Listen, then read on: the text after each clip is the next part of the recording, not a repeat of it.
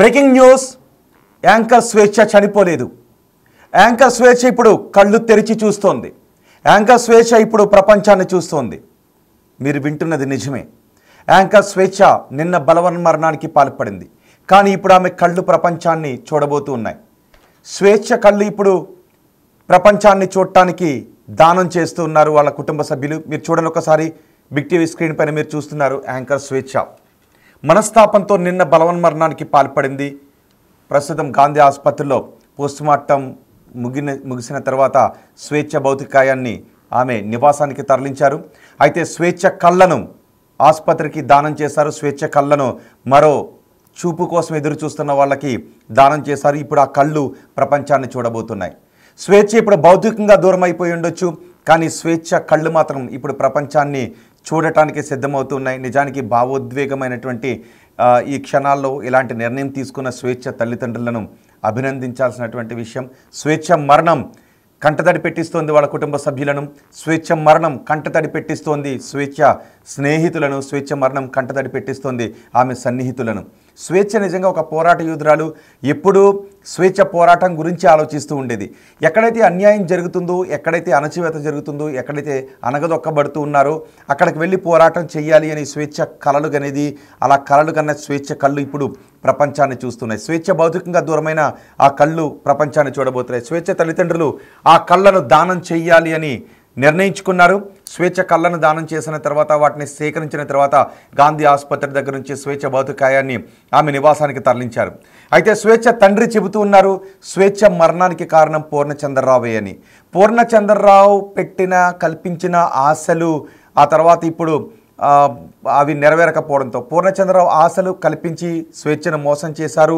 ఇప్పుడు ఆత్మహత్యకు పురిగొల్పాడు పూర్ణచంద్రరావు అని స్వేచ్ఛ తల్లిదండ్రులు చెబుతున్నారు. స్వేచ్ఛ పూర్ణచంద్రరావును నమ్మింది. పూర్ణచంద్రరావుతో జీవితం ఉంటుందని అనుకుంది. అలాంటి ఆశలు పూర్ణచంద్రరావు స్వేచ్ఛలో కల్పించాడు. కానీ ఇప్పుడు పూర్ణచంద్రరావు మళ్ళీ ముఖం చాటేసే పరిస్థితి వచ్చింది. ఉండలేని పరిస్థితులు రావడంతోనే స్వేచ్ఛ ఆత్మహత్య చేసుకుంది అని స్వేచ్ఛ తల్లిదండ్రులు చెబుతూ ఉన్నారు. కన్నీటి పర్యంతమవుతున్నారు. స్వేచ్ఛ భౌతిక కాయాన్ని ఆమె నివాసానికి తరలించారు. ఈరోజు అంత్యక్రియలు కూడా ఏర్పాట్లు చేస్తున్నారు. స్వేచ్ఛ కళ్ళను డొనేట్ చేసిన తర్వాత స్వేచ్ఛ మరణం గురించి స్వేచ్ఛ తల్లిదండ్రులు ఏమన్నారో ఒకసారి చూద్దాం. పెళ్లి చేసుకుంటానని 3 సంవత్సరం వెంబడబడి 3 సంవత్సరాలకు ఆమెను కన్విన్స్ చేసిండంట. చేసి అప్పటి నుండి రిలేషన్లో ఉన్నాడు. ఇప్పుడు 4 సంవత్సరాల నుండి వాళ్ళు సపరేట్గా రూమ్ తీసుకొని ఉంటున్నారు. ఇక ఎప్పుడూ గొడవలు పడుతూనే ఉన్నారు. ఇక ఇట్లా గొడవలు పడి మొన్న 26 నాడు మా కూతురు, నాన్న నేను ఆయనతో ఉండలేను, నువ్వు వచ్చేసి రూమ్కు మాట్లాడటానికి అని చెప్పింది. నేను ట్యూన్ వేసుకుని నేను వెళ్ళిపోతా డ్యూటీకి, నువ్వు వచ్చి పూర్ణచంద్రతో మాట్లాడు అని అంటే నేను సింగిల్గా మాట్లాడినామా, నువ్వు ఉండు, మీ ఇద్దరితో కలిసి నేను మాట్లాడతా అని చెప్పి ఇంటికి వచ్చేసి కూతురుతో ముందు మాట్లాడితే నాన్న ఇక నేను ఉండను, కరెక్ట్గా నిర్ణయం చేసేసుకున్నా, మళ్ళీ నువ్వు ఆయనతో మాట్లాడేటప్పుడు మళ్ళీ నువ్వు అడ్జస్ట్ చేయడానికి నువ్వు ప్రయత్నం చేయొద్దు నాన్న అని అన్నది. సరే నీ ఇష్ట ప్రకారంగా నా అమ్మ అని చెప్పినాక ఈమెతో మాట్లాడిన తర్వాత ఆయనతో పూర్ణచంద్రతో నేను బయట కూర్చొని మాట్లాడినాము. ఆ టైంలో మా కూతురు కూడా వచ్చి కూర్చున్నది. నేను అతన్ని ఫస్ట్ టైం చూసిన. వీళ్ళ ఏది సంబంధాన్ని మేము అంగీకరించలేదు, మేము భార్యాభర్తలను అంగీకరించలేదు. అది అందుగురించి ఏంటంటే ఆయనను ముఖం కూడా చూడలేదు గతంలో ఎన్నడు. మొన్న 26 నాడు మాట్లాడేటప్పుడు చూసిన. ఆ కూర్చుండగానే ఏమని చెప్పిండు, అంకుల్ నేను 5 సంవత్సరాల నుండి మేము కలిసి ఉంటున్నాము, మేము కలిసి ఉంటున్నప్పటికీ కూడా ఏంటంటే మధ్యలో గొడవలు అవుతూ ఉన్నాయి, ఇక ఇప్పుడు మేము కలిసి ఉండలేము అని చెప్పిండు. ఏ రకమైన గొడవ జరుగుతుంది అంకుల్? ఏ రకమైన గొడవలు చేస్తున్నది? ఇక వాళ్ళు ఏం గొడవలు చేసుకుంటున్నారో మనకు అర్థం కావు, చెప్పరు మనకు. గొడవలు మాత్రం జరుగుతున్నాయి. ఏ విషయంలో అనేది వాళ్ళకి స్పష్టంగా చెప్పలేదు. కొంతకాలము మా బిడ్డ కూడా మాతో మాట్లాడకుండా ఉన్నాము, ధైర్యంగానే ఉన్నాము. మా బిడ్డను మాత్రం కేర్ఫుల్గా చూసుకోవాలని బ్యాక్ నుండి చూస్తూ ఉన్నాం. ఎందుకంటే టీవీలలో అంతటా పేపర్లలో డైలీ న్యూస్ చూసి మా గుండె అంతా అవిసైపోతున్నది. మరి వాడు ఏమైనా చేస్తాడేమో బిడ్డను అని చెప్పేసి మాకు ఆందోళన కలిగింది. దాంతో ఏంటంటే ఎప్పుడు కంటికి రెప్పలాగా చూసుకుంటూనే ఉన్నాం ఆ బిడ్డతో. అయితే బిడ్డని ఏంటంటే మరి మేము వాళ్ళ పూర్ణ వాళ్ళ అమ్మనాలతో వాళ్ళు మాట్లాడతామంటే లేదు నాన్న నేనే మెయింటైన్ చేసుకుంటా, మీరు మాట్లాడుతానంటే నేను ఆత్మహత్య చేసుకుంటాను అన్నది. బిడ్డని ఆత్మహత్య చేసుకోవడం మాకు చూడలేము, నువ్వు ఎట్లనే ఉంటూ నువ్వు బతికుంటే చాలు, నిన్ను వెనకకెళ్ళి మేము చూసుకుంటుంటాం బిడ్డ అని. మేము వాళ్ళది ఎవరిని కూడా టచ్ చేయలేదు, వాళ్ళ జోలికే వెళ్ళలేదు. అంతా ఇది 4 సంవత్సరాల నుండి సపరేట్ రూమ్ తీసుకొని ఉన్నారు. ఇక మొన్న 26 నాడు ఇట్లా మాట్లాడుకున్న తర్వాత ఇక నేను మాట్లాడేసేసి వెళ్ళిపోయిన తర్వాత మాతో మాట్లాడి ఆమె డ్యూటీకి వెళ్ళింది. డ్యూటీలో న్యూస్ కూడా చూస్తున్నాము, ముఖం ఫేస్లో ఏమి విచారం ఉన్నట్టు కనవలేదు. మళ్ళీ నేను మా మనవరాలను కూడా అడిగిన, బిడ్డ ఎట్లా ఉన్నది అమ్మా నాన్నని అడిగితే అమ్మ హ్యాపీగానే ఉన్నది తాతయ్య, ఇక వాని పీడ విరుగుడు అయిపోయింది అనేది పాప కూడా అన్నది. ఇక మళ్ళీ నిన్న మార్నింగ్ పాపను స్కూల్కి పంపించేసింది. స్కూల్కి పంపించిన తర్వాత ఈమె డ్యూటీకి పోతున్నదని అనుకున్నాను. నేను ఇంట్లో ఉంటుందని నేను ఎక్స్పెక్ట్ చేయలేదు. డ్యూటీకి పోతుందని అనుకున్నాను. పాప అన్నది తాతయ్య నువ్వే తీసుకురా నన్ను స్కూల్కి వెళ్ళంటే నేనే పోయి 2:40కి నేనే స్కూల్కి వెళ్ళి పాపని ఇంటికి తీసుకొని వచ్చేసిన. ఇంటికి వచ్చే వరకు 4 అయింది. అయితే అప్పటికే నాకు టీఆర్ఎస్ భవన్ దగ్గర నుండి ఫోన్ వచ్చింది. టీఆర్ఎస్ భవన్లో నాకు షాప్ ఉన్నది, కండువాలది, బీఆర్ఎస్ కండువాల షాప్ ఉన్నది. కేసీఆర్ పార్టీ పెట్టిన రోజు నుండి నేను షాప్ పెట్టిన. భవనం కట్టిన తర్వాత నాకు సపరేట్ రూమ్ ఇచ్చిండ్రు, ఇప్పటికీ నాకు ఉన్నది. అయితే అక్కడికి వెళ్ళి ఫోన్ రాగానే నేను పాపకు బేటా నేను ఆ కండువాలు ఇచ్చేసి వస్తాను, నువ్వు ఇంట్లో ఉండని చెప్పేసి రామ్నగర్లో ఇంటికాడ దింపేసి నేను వెళ్ళిపోయినా. వాళ్ళకి పోయి ఇచ్చేసి తిరిగి వచ్చే వరకు 6 అయింది. 6 కాగానే తాతయ్య నాకు స్టేషనరీ కావాలా, వాళ్ళ మిత్రుడు క్లాస్మేట్ది క్లోజ్ ఫ్రెండ్ది 29th నాడు బర్త్డే ఉన్నది, తాతయ్య నాకు బర్త్డే గిఫ్ట్లు కొనియాలంటే ఆమెను తీసుకొని తార్నాక అక్కడ పెద్ద బుక్ షాప్ ఉంటుంది తార్నాకలో బ్రిడ్జ్ దాటగానే అక్కడికి వెళ్ళి అవి కావాల్సిన మెటీరియల్ కొనిచ్చుకొని షాపు నుండి డైరెక్ట్గా ఇంటికి వచ్చేసినాం. ఇక అప్పటికే ఏంటంటే చాలా ఆలస్యమైంది, అమ్మ ఇంట్లోనే ఉన్నది తాతయ్య అనంటే నేను గేట్ దగ్గర దింపేసి బెటా నేను మళ్ళీ కలుస్తా, మరి నాకు అర్జెంట్ పని ఉందని చెప్పేసి నేను వెళ్ళిన. కరెక్ట్ నా నేను 8 o'clock దింపిన అక్కడ. నేను కొద్దిగా దూరం పోగానే ఒక 15 నిమిషాలకు పాప నాకు మళ్ళీ ఫోన్ చేసింది. ఫోన్ తాతయ్య అమ్మ డోర్ తీస్తలేదు అని చెప్పింది. చెప్పగానే ఏంటంటే నువ్వు వెనుకకు రా తాతయ్య అనగానే వెనుకకు వచ్చినా నేను వచ్చేవరకు 8:30 అయింది. అప్పటికే అంటే నేను వచ్చే వరకే కింద ఉండే వాచ్మెన్ వాళ్ళు పైకి వచ్చిన తర్వాత వాళ్ళు దొబ్బుతే చేయలేదు. కాకుండా ఉంటే 2 యువకులు ఉంటే అట్లనే రెంట్కుంటే వాళ్ళు పిలిస్తే వాళ్ళు వచ్చి డోర్ను బలంగా గుద్దితే లోపల బోల్ట్ ఇరిగిపోయి డోర్ తెరుచుకునే వాళ్ళు బయటకెళ్ళి అవి లోపలే డోర్ పెట్టుకోలేదు. బయటకెళ్ళి చూడగానే శవం వేలాడుతున్నది అని వాళ్ళు భయానికి బయట ఉన్నారు. అప్పటికే నేను 8:30కి నేను కరెక్ట్గా వచ్చినా నేను పోగానే చూసే వరకు శవం వేలాడుతున్నది. అసలు ఊహ కూడా ఊహించలేదు, అట్లా చేసుకుంటుందని ఆలోచించలేదు. అట్లా గిట్లా స్వేచ్ఛ మరణానికి కొన్ని గంటల ముందు ఏం జరిగిందో స్వేచ్ఛ తండ్రి చెబుతూ ఉన్నారు. పూర్ణచంద్రరావు కారణంగానే స్వేచ్ఛ మరణించిందని చెప్తున్నారు. పూర్ణచంద్రరావుతో ఉండటం, పూర్ణచంద్రరావుతో కలిసి జీవించడం తమకు ఇష్టం లేదు అని తల్లిదండ్రులు చెప్తున్నారు. పూర్ణచంద్రరావు కూడా తమ బిడ్డను మాయమాటలతో మోసం చేశాడు అని తల్లిదండ్రులు వాపోతూ ఉన్నారు. ఇప్పుడు స్వేచ్ఛను గాంధీ హాస్పిటల్లో కళ్ళను డొనేట్ చేసిన తర్వాత పోస్ట్మార్టం పూర్తయిన తర్వాత రామ్నగర్లో ఆమె నివాసానికి తరలించారు. నిజానికి మరణం అనేది ప్రతి జీవికి వస్తుంది, ప్రతి మనిషికి వస్తుంది.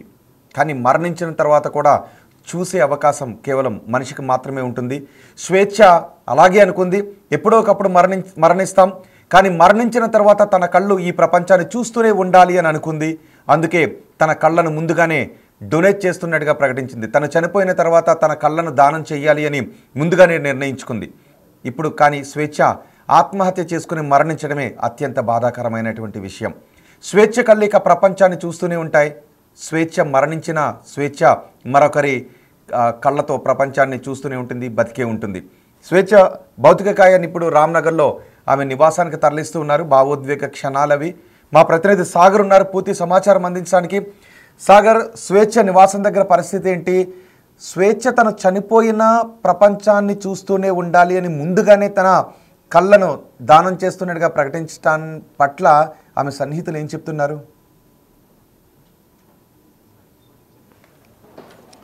ఎస్ రోహిత్, కొద్దిసేపటి క్రితమే యాంకర్ స్వేచ్ఛ మృతదేహాన్ని పోస్టుమార్టం పూర్తయిన అనంతరం రామ్నగర్లోని వాళ్ళ తల్లిదండ్రుల నివాసానికి తరలించారు. అయితే స్వేచ్ఛ తనకి ఎప్పటికీ ఏది జరిగినా కూడా తన అవయవాలు అదే సామాజిక స్పృహతో సామాజిక చైతన్యంతో తన అవయవాలను ముందుగానే డొనేట్ చేసింది, ఆమె కళ్ళను డొనేట్ చేసింది. కొద్దిసేపు క్రితమే గాంధీ మార్చిలో దానికి అవయవదానానికి సంబంధించిన వైద్యులు ఆమె కళ్ళని తీసుకున్నారు. సో స్వేచ్ఛ అంటే మృతి చెందినా కూడా ఆమె అవయవాలు ఎవరికైనా ఉపయోగపడాలన్న సామాజిక స్పృహతో ఆమె అవయవదానం చేసినట్లుగా కూడా తెలుస్తుంది. ఆమె కళ్ళని తీసుకున్న అనంతరం పోస్టుమార్టం ప్రక్రియ పూర్తయిన అనంతరం స్వేచ్ఛ తమ తల్లిదండ్రుల నివాసానికి స్వేచ్ఛ మృతదేహాన్ని తరలించారు. మనం చూడవచ్చు అంతే అనేక మంది ఆమె సన్నిహితులు జర్నలిస్టులు ఎక్కువ, ఎందుకంటే ఆమె ఒక కుటుంబ సభ్యురాలిగా జర్నలిస్టులతో కలిసి పనిచేస్తుండే, అందరినీ అన్న అంటూ మిగతా సన్నిహితులు ఒక కుటుంబ సభ్యురాలుగా కలిసిమెలిసి ఉంటుండే.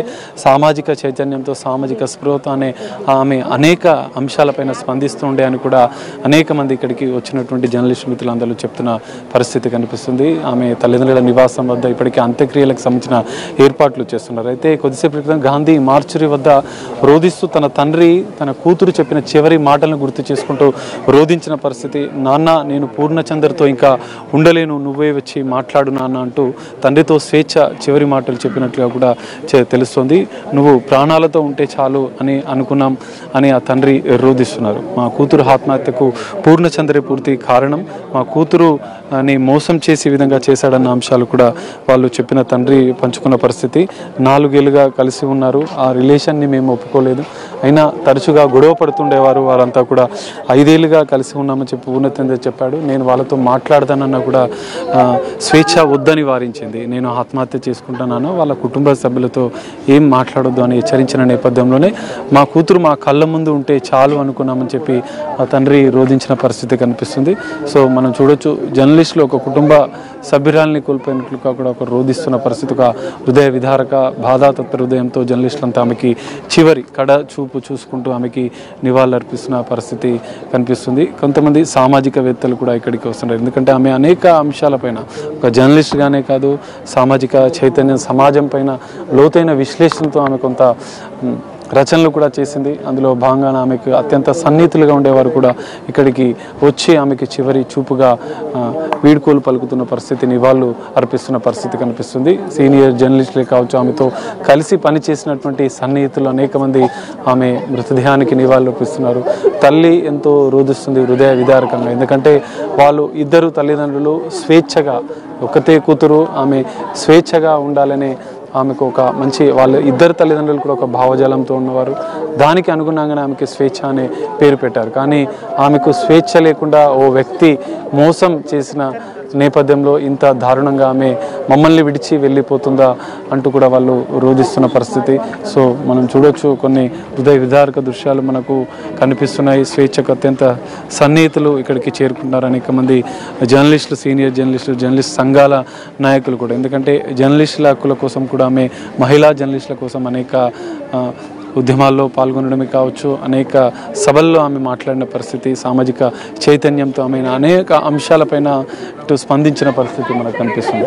మనం చూడవచ్చు అనేక మంది ఇక్కడికి చేరుకుంటున్నారు, కొన్ని రాజకీయ పార్టీలతో ఆమె సాహిత్యం కావచ్చు అనేక అంశాలపైన స్పందించారు. కొంతమంది ఆమెకు సన్నిహితంగా ఉండేవాళ్ళు సామాజికవేత్తలు కూడా. ఒకసారి మాట్లాడదాం, చెరుకు సుధాకర్ ఒకసారి మాట్లాడదాం. చెప్పండి, ఎట్లా చూస్తారు ధైర్యంగా ఉండే? నేను ఎట్లా చూడడం అనే విషయం కంటే నాతో ఉన్న అనుబంధం, వారి తండ్రి తల్లి ఇద్దరు కూడా మాదొక 40 ఏళ్ళ పైబడినటువంటి పరిచయం. కుటుంబం, మేము ఒకటే కుటుంబం. ఒక మాటలు చెప్పాలంటే చిన్నతనంలో వాళ్ళిద్దరు ఫుల్ టైమర్స్ కాబట్టి తల్లిదండ్రులు నకరికల్లో వారి సంధ్య సాధు నర్సే దగ్గర పెరిగిందామె. మా పిల్లలు ఇద్దరు కూడా క్లాస్మేట్స్ కాబట్టి చాలా అటాచ్మెంట్తో ఉండేవాళ్ళం. టీన్యూస్కి వచ్చిన తర్వాత కూడా నేను బీఆర్ఎస్కి వచ్చినప్పుడు కూడా తను కలవడం కూడా మాట్లాడడం కూడా జరిగింది. సరే, వ్యక్తిగత జీవితంలో ఒడిదుడుకులు అంటారా, చాలా సందర్భాల్లో జరిగినాయి, చెప్పడం కూడా జరిగింది. నేనేమంటున్నట్టే మనం బయటి సమాజాన్ని చెప్పేటువంటి వాళ్ళు నిలదొక్కుకోవాలి, మనం నిలదొక్కడం మంచి సందేశం ఉండాలి. కానీ ఇవాళ స్వేచ్ఛ తీసుకున్న నిర్ణయం ఇంకా నిలదొక్కాలి కూడా. మహిళలకు కొంత ఆత్మస్థైర్యం ఇవ్వకుండా పోయేటువంటి బాధ ఒకటి నన్ను వెంటాడుతామంది. సరే, ఇప్పుడు ఏ కారణమైనప్పుడు కూడా మన మధ్యన స్వేచ్ఛ లేదు. ఎవరికైనా చనిపోవడానికి కూడా స్వేచ్ఛ ఉంది, మనం ఏం కాదనలేము. కానీ దాని తర్వాత వచ్చేటువంటి పరిణామాలు కూడా ఉంటాయి కదా. పాప 9వ తరగతి చదువుతామని వాళ్ళందరినీ కాపాడుకునే బాధ్యత ఉన్నది. ముఖ్యంగా శంకరన్న జీవితం అంతా ఉద్యమాలు చేసి, ఓనాడు మీ అందరూ తెలిసి పాలిటెక్నిక్లో కత్తిపోటు జరిగినప్పుడు ఆయన ఏదో ప్రాణాలతో బయటపడ్డాడు. ఇంకా చాలా సందర్భాల్లో అలసిపోయాడు ఆర్థికంగా అనేక విషయాలు. వారికి వారి కుటుంబానికి మనం ఎన్ని మాటలు చెప్పుకున్నా, ఎంత మనము సానుభూతి చూపెట్టినా ఆచరణ లేకపోతే వారి కుటుంబానికి అక్కడ రావాలని చెప్పేసి భావిస్తామన్నా. యావత్ జర్నలిస్టు సోదరులకు కూడా ఈ సందర్భంలో మీకున్నటువంటి కెపాసిటీస్ని మీరు ఇంకో ధైర్యం నూరిపోసేటువంటి ప్రయత్నం చేయండి తప్ప పిరికిగా జీవితాన్ని నిష్క్రమించే ప్రయత్నం చేయవద్దని చెప్పి మాత్రం స్వేచ్ఛ నుంచి నేర్చుకోవాల్సిన గుణపాఠాన్ని ఈ సందర్భంగా గుర్తు చేస్తాం. స్కూల్ డేస్లో అంటే నకరికల్లో చదువుకున్న రోజులు కావచ్చు, ఇద్దరు ఫుల్ టైమర్స్ శ్రీదేవి కానీ శంకరన్న కానీ ఆర్థికంగా పెంచడము కేర్ ఇవ్వడం సాధ్యమయ్యే పని కాదు. అందుకోసం వాళ్ళే ఇంటర్ కాస్ట్ మ్యారేజ్ చేసినటువంటి సంజయ్ ఎవరైతే ఉన్నారో ఆ అమ్మాయిని నకరికల్లో మా సోదరు నరసయ్య గారికి ఇచ్చారు కాబట్టి భార్యాభర్తలు వాళ్ళ దగ్గరనే పాపను పెంచడం జరిగింది. అక్కడే నేతాజీ స్కూల్లో చదివింది, మంచి స్టూడెంటు. మా బాబు సుహాస్తో పాటు వికాస్లో అక్కడ గుంటూరులో కోచింగ్ కూడా వెళ్ళింది. ఇద్దరు కూడా వాస్తవానికి అవకాశం వస్తే ఇద్దరు అప్పుడే ఎంబీబీఎస్లోకి రావాల్సింది. సరే మావాడు తర్వాత ప్రైవేట్ దాంట్లో ఒక కాలేజ్ జాయిన్ అయ్యింది. ఆ అమ్మాయికి అవకాశం తీసుకోలేకపోయింది ఇక్కడ ఉన్న నేపథ్యం నుంచి. చాలా ఎప్పుడు కలిసినా కూడా నేను చెప్పిన మొన్న ఈ మధ్య కాలంలో టీవీ న్యూస్కు 2 ఏళ్ల కింద వచ్చినప్పుడు కూడా తను నాతో కలవడం జరిగింది. జరగాల్సి లేకుండా ఇట్లా అని చెప్పి మాత్రం ఈ సందర్భంగా తెలియజేస్తాను. మనం చూడొచ్చు ఇంకా మరికొంతమంది ఇప్పటికే చేరుకుంటున్నారు. అనేక మంది సన్నిహితులు, వందలాదిగా జర్నలిస్టులు కూడా కదిలి వస్తున్నారు. స్వేచ్ఛ అందరితో కలివిడిగా ఉంటూ ఆధునిక జర్నలిస్టులకు కూడా ఆమె ఒక స్ఫూర్తిగా ఉంటుండే. ఆమె అనేక అంశాలపైన స్పందిస్తూ కూడా ఉంటుండే అని కూడా చెప్తున్నారు. ఆమె స్కూల్ డేస్లో కూడా ఉన్నటువంటి అంశాలను కూడా కొద్దిసేపు క్రితం చేరుకు సుధాకర్ పంచుకున్నారు. కొంతమంది సామాజిక ఉద్యమకారులు కూడా ఇక్కడికి చేరుకొని, ఎందుకంటే స్వేచ్ఛ అనేక అంశాలపైన, మహిళా హక్కులే కావచ్చు, మహిళా చైతన్యమే కావచ్చు, అనేక అంశాలపైన ఆమె స్పందిస్తూ ఒక్క జర్నలిస్ట్గానే కాకుండా సమాజంలో ఉన్నటువంటి అంతర్లీనంగా ఉండే కొన్ని అనేక సామాజిక అంశాలపైన కూడా ఆమె చెప్తున్న పరిస్థితి, ఆమె స్పందిస్తున్న పరిస్థితి. సో మనం చూడవచ్చు అల్లం నారాయణ ఆమెకు చివరిగా నివాళులర్పిస్తున్నారు. మృతదేహానికి, స్వేచ్ఛా మృతదేహానికి జర్నలిస్టు యూనియన్ నాయకులే కావచ్చు, సామాజికవేత్తలు ఆమెతో అత్యంత సన్నిహితంగా ఒక కుటుంబ సభ్యురాలని కోల్పోయామన్న బాధను యావత్ జర్నలిస్టు లోకం వ్యక్తం చేస్తున్న పరిస్థితి కనిపిస్తుంది. కుటుంబ సభ్యుల కంటే జర్నలిస్టులంతా ఒక కుటుంబ సభ్యురాలుగా భావించారు.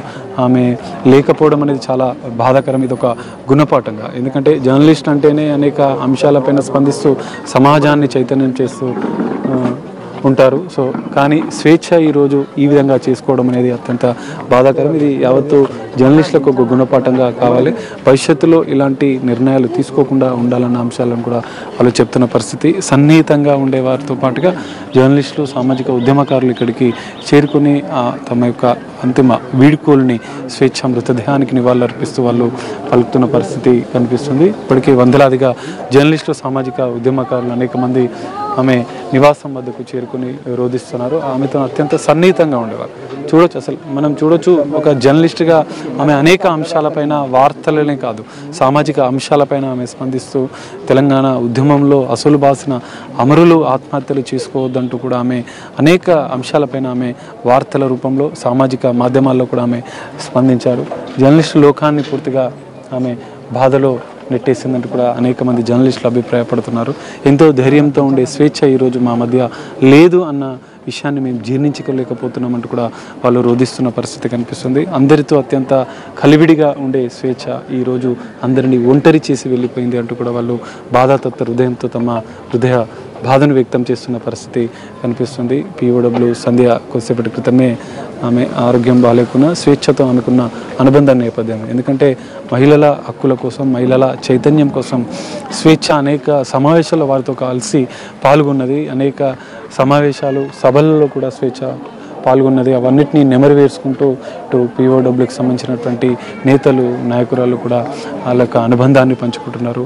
స్వేచ్ఛ అంటేనే మహిళా స్వేచ్ఛ కోసం ఆమె అనేక అంశాలపైన స్పందించారు అంటూ కూడా వాళ్ళు ఆమెతో ఉన్నటువంటి అనుబంధాన్ని నెమరు వేసుకుంటూ తమ బాధను వ్యక్తం చేస్తున్న పరిస్థితి కనిపిస్తుంది. హృదయ విదారక దృశ్యాలు, ఆమె సన్నిహితులు ఆమె యొక్క జ్ఞాపకాలను నెమరు వేసుకుంటున్న పరిస్థితి కనిపిస్తుంది. సో అనేక మంది ఇక్కడికి ఇంకా చేరుకుంటున్నారు. ఇంకా అనేక మంది మరికొద్ది సేపట్లో అయితే ఇక్కడ అంత్యక్రియలకు సంబంధించిన ఏర్పాట్లు పూర్తి చేసిన నేపథ్యంలో మరికొద్ది సేపట్లో రామ్నగర్లో ఉన్నటువంటి నివాసం నుంచి పార్సిగుట్టలో శ్మశాన వాటికకు తరలించి అంత్యక్రియల ప్రక్రియను కూడా పూర్తి చేసే అవకాశం అయితే కనిపిస్తుంది. రోహిత్.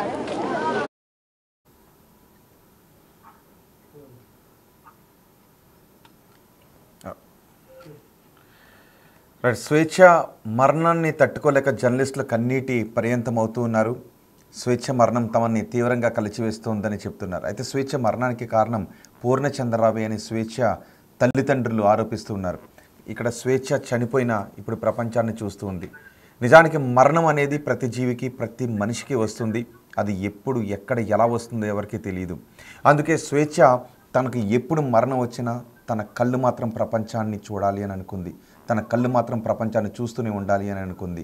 తన అవయవాల రూపం, తన అవయవాలు 10 మందికి జీవనాన్ని కల్పించి 10 మందికి ఆరోగ్యాన్ని కల్పించి వాళ్ళందరిలోనూ జీవించాలని అనుకుంది. అందుకే స్వేచ్ఛ అవయవాలను దానం చేసింది. తన కళ్ళు ఇప్పుడు ప్రపంచాన్ని చూస్తూనే ఉంటాయి. కానీ స్వేచ్ఛ మరణాన్ని తట్టుకోలేక మాత్రం జర్నలిస్టు కుటుంబ సభ్యులు, ప్రత్యేక తెలంగాణ కోసం పోరాటం చేస్తున్న వాళ్ళందరూ కూడా ఇప్పుడు అక్కడికి వచ్చి ఆవేదన వ్యక్తం చేస్తున్న దృశ్యాలు అక్కడ మనకి కనబడుతూ ఉన్నాయి. స్వేచ్ఛ భౌతిక అయిన రామ్నగర్లో నివాసానికి తరలించారు. స్వేచ్ఛ పోరాట యోధురాలనే చెప్పుకోవాలి. ఎక్కడ ఎటువంటి అన్యాయం జరిగినా అక్కడికి వెళ్ళి పోరాడాలి అని స్వేచ్ఛ అనుకుంటూ ఉంటుంది. అలాంటి పోరాట పటిమ గల స్వేచ్ఛ ఎందుకు తన జీవితంలో ఓడిపోయాను అని అనుకుంది, ఎందుకు ఆత్మహత్య చేసుకుంది, ఎవరికైనా తన చివరి క్షణాల్లో ఇలా అనుకుంటూ ఉన్నాను అని తన భావోద్వేగాన్ని తన సన్నిహితులతో పంచుకుని ఉన్న ఈరోజు స్వేచ్ఛ బతికుండేది, భౌతికంగా మన కళ్ళ ముందు ఉండేది అని అత్యంత సన్నిహితులందరూ కన్నీటి పర్యంతమవుతూ చెబుతున్న మాట. ఒకసారి స్వేచ్ఛ తండ్రి స్వేచ్ఛ మరణం గురించి మాట్లాడారు. ఆయన ఏం మాట్లాడారు చూద్దాం.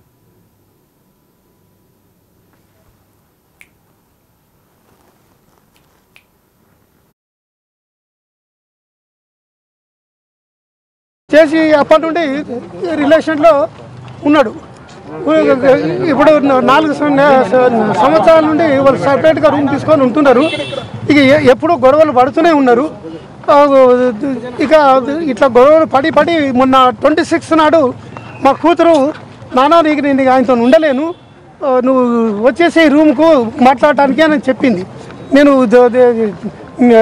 ట్యూన్ చూసుకుని నేను వెళ్ళిపోతా డ్యూటీకి, నువ్వు వచ్చి పూర్ణచంద్రతో మాట్లాడమని అంటే నేను సింగిల్గా మాట్లాడినామా, నువ్వు ఉండు, మీ ఇద్దరితో కలిసి నేను మాట్లాడతా అని చెప్పి ఇంటికి వచ్చేసి కూతురుతో ముందు మాట్లాడితే నాన్న ఇక నేను ఉండను, కరెక్ట్గా నిర్ణయం చేసేసుకున్నా, మళ్ళీ నువ్వు ఆయనతో మాట్లాడేటప్పుడు నువ్వు అడ్జస్ట్ చేయడానికి నువ్వు ప్రయత్నం చేయొద్దు నాన్న అని అన్నది.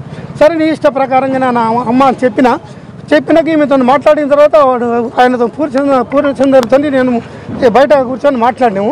ఆ టైంలో మా కూతురు కూడా వచ్చి కూర్చున్నది. నేను అతన్ని ఫస్ట్ టైం చూసిన.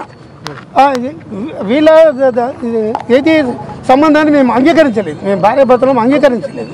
అది అందుగురించి ఏంటంటే ఆయనను ముఖం కూడా చూడలేదు గతంలో ఎన్నడు. మొన్న 26 నాడు మాట్లాడేటప్పుడు చూసిన. కూర్చుండగానే ఏమని చెప్పిండు, అంకుల్ నేను 5 సంవత్సరాల నుండి మేము కలిసి ఉంటున్నాము, మేము కలిసి ఉంటున్నప్పటికీ కూడా ఏంటంటే మధ్యలో గొడవలు అవుతూ ఉన్నాయి, ఇక ఇప్పుడు మేము కలిసి ఉండలేము అని చెప్పిండు. ఏ రకమైన గొడవ జరుగుతుంది అంకుల్? ఏ రకమైన గొడవలు చేస్తుంది? ఇక వాళ్ళు ఏం గొడవలు చేసుకుంటున్నారో మనకు అర్థం కావు, చెప్పరు మనకు. గొడవలు మాత్రం జరుగుతున్నాయి. ఏ విషయంలో అనేది వాళ్ళకు స్పష్టంగా చెప్పలేదు. కొంతకాలము మా బిడ్డ కూడా మాతో మాట్లాడకుండా ఉన్నాము, ధైర్యంగానే ఉన్నాము. మా బిడ్డను మాత్రం కేర్ఫుల్గా చూసుకోవాలని బ్యాక్ నుండి చూస్తూ ఉన్నాం. ఎందుకంటే టీవీలలో అంతటా పేపర్లలో డైలీ న్యూస్ చూసి మా గుండె అంతా ఆవిసైపోతున్నది. మరి వాడు ఏమైనా చేస్తాడేమో బిడ్డను అని చెప్పేసి మాకు ఆందోళన కలిగింది. దాంతో ఏంటంటే ఎప్పుడు కంటికి రెప్పలాగా చూసుకుంటూనే ఉన్నాం ఆ బిడ్డతో. అయితే బిడ్డని ఏంటంటే మరి మేము వాళ్ళ అమ్మనాలతో వాళ్ళు మాట్లాడతామంటే, లేదు నాన్న నేనే మెయింటైన్ చేసుకుంటా, మీరు మాట్లాడుతానంటే నేను ఆత్మహత్య చేసుకుంటానన్నది. బిడ్డని ఆత్మహత్య చేసుకోవడం మాకు చూడలేము, నువ్వు ఎట్లన్నా ఉంటూ నువ్వు బతికుంటే చాలు, నేను వెనకకెళ్ళి మేము చూసుకుంటుంటాం బిడ్డని. మేము వాళ్ళది ఎవరిని కూడా టచ్ చేయలేదు, వాళ్ళ జోలికి వెళ్ళలేదు. అదంతా ఇది 4 సంవత్సరాల నుండి సపరేట్ రూమ్ తీసుకొని ఉన్నారు. ఇక మొన్న 26 నాడు ఇట్లా మాట్లాడుకున్న తర్వాత ఇక నేను మాట్లాడేసేసి వెళ్ళిపోయిన తర్వాత మాతో మాట్లాడి ఆమె డ్యూటీకి వెళ్ళింది. డ్యూటీలో న్యూస్ కూడా చూస్తున్నాము, ముఖం ఫేస్లో ఏమి విచారం ఉన్నట్టు కనవలేదు. మళ్ళీ నేను మా మనవరాలను కూడా అడిగిన, బిడ్డ ఎట్లా ఉన్నది అమ్మా నాన్నని అడిగితేలే అమ్మ హ్యాపీగానే ఉన్నది తాతయ్య, ఇక వాని పీడ విరుగుడు అయిపోయింది అనేది పాప కూడా అన్నది. ఇక మళ్ళీ నిన్న మార్నింగ్ పాపను స్కూల్కి పంపించేసింది. స్కూల్కి పంపించిన తర్వాత ఈమె డ్యూటీకి పోతున్నదని అనుకున్నాను. నేను ఇంట్లో ఉంటుందని నేను ఎక్స్పెక్ట్ చేయలేదు. డ్యూటీకి పోతుందని అనుకున్నాను. పాప అన్నది తాతయ్య నువ్వే వచ్చి తీసుకురా నన్ను స్కూల్కి వెళ్ళంటే నేనే పోయి 2:40కి నేనే స్కూల్కి వెళ్ళి పాపని ఇంటికి తీసుకొని వచ్చేసిన. ఇంటికి వచ్చే వరకు 4 అయింది. అయితే అప్పటికే నాకు టీఆర్ఎస్ భవన్ దగ్గర నుండి ఫోన్ వచ్చింది. టీఆర్ఎస్ భవన్లో నాకు షాప్ ఉన్నది, కండువాలది, బీఆర్ఎస్ కండువాల షాప్ ఉన్నది. కేసీఆర్ పార్టీ పెట్టిన రోజు నుండి నేను షాప్ పెట్టిన. భవనం కట్టిన తర్వాత నాకు సపరేట్ రూమ్ ఇచ్చిండ్రు, ఇప్పటికీ నాకు ఉన్నది. అయితే అక్కడికి వెళ్ళి ఫోన్ రాగానే నేను పాపకు బేటా నేను ఆ కండువాలు ఇచ్చేసి వస్తాను, నువ్వు ఇంట్లో ఉండని చెప్పేసి రామ్నగర్లో ఇంటికాడ దింపేసి నేను వెళ్ళిపోయినా. వాళ్ళకి పోయి ఇచ్చేసి తిరిగి వచ్చే వరకు 6 అయింది. 6 కాగానే తాతయ్య నాకు స్టేషనరీ కావాలా, వాళ్ళ క్లాస్మేట్ది క్లోజ్ ఫ్రెండ్ది 29th నాడు బర్త్డే ఉన్నది, తాతయ్య నాకు బర్త్డే గిఫ్ట్లు కొనియాలంటే ఆమెను తీసుకొని తార్నాక అక్కడ పెద్ద బుక్ షాప్ ఉంటుంది తార్నాకలో బ్రిడ్జ్ దాటగానే అక్కడికి వెళ్ళి అవి కావాల్సిన మెటీరియల్ కొనిచ్చుకొని షాపు నుండి డైరెక్ట్గా ఇంటికి వచ్చేసినాం. ఇక అప్పటికే ఏంటంటే చాలా ఆలస్యమైంది. అమ్మ ఇంట్లోనే ఉన్నది తాతయ్య అంటే నేను గేట్ దగ్గరనే దింపేసి బెటా నేను మళ్ళీ కలుస్తాను, మరి నాకు వేరే అర్జెంట్ పని ఉందని చెప్పేసి నేను వెళ్ళిన. కరెక్ట్గా నేను 8 o'clock దింపిన అక్కడ. నేను కొద్దిగా దూరం పోగానే ఒక 15 నిమిషాలకు పాప నాకు మళ్ళీ ఫోన్ చేసింది. ఫోన్ తాతయ్య అమ్మ డోర్ తీస్తలేదు అని చెప్పింది. చెప్పగానే ఏంటంటే నువ్వు వెనుకకు రా తాతయ్య అనగానే వెనుకకు వచ్చినా నేను వచ్చేవరకు 8:30 అయింది. అప్పటికే అంటే నేను వచ్చే వరకే కింద ఉండే వాచ్మెన్ వాళ్ళు పైకి వచ్చిండ్రు. పైకి వచ్చిన తర్వాత వాళ్ళు దొబ్బితే చేయలేదు. కాకుండా ఉంటే 2 యువకులు ఉంటే అట్లనే రెంట్కుంటే వాళ్ళు పిలిస్తే వాళ్ళు వచ్చి డోర్ను బలంగా గుద్దితే లోపల బోల్ట్ ఇరిగిపోయి డోర్ తెరుచుకున్నది. డోర్ తెరుచుకుంటే వాళ్ళు బయటకెళ్ళే అవి లోపలే డోర్ పెట్టుకోలేదు. బయటకెళ్ళి చూడగానే శవం వేలాడుతున్నది అని వాళ్ళు భయానికి బయట ఉన్నారు. అప్పటికే 8:30కి నేను కరెక్ట్గా వచ్చినా నేను పోగానే చూసాను.